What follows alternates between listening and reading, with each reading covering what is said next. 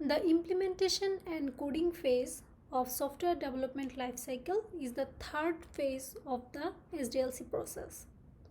So after the requirements and design activity is completed, so then we have design specification in our hand.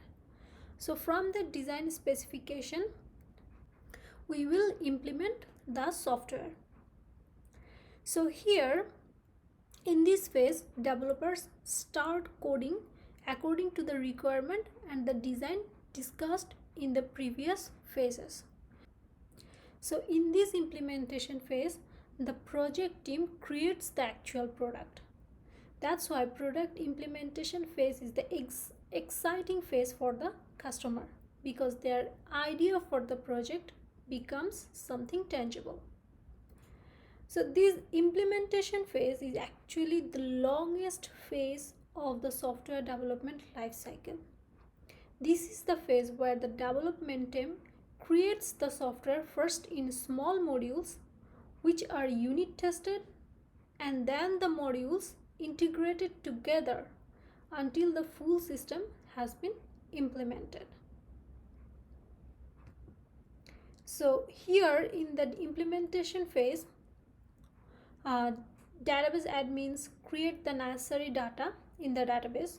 Front-end developers create the necessary interfaces and graphical user interface to interact with the backend, and all based on the guidelines and procedures defined by the customers or the company.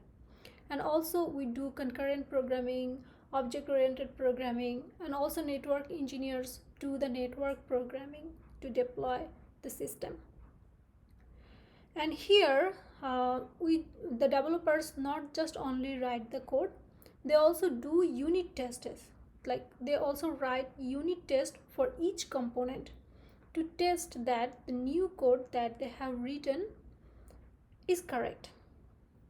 And also they review each other's code. They also deploy the software to the environment. So this cycle of development is repeated until the requirements are met. So this is our implementation phase.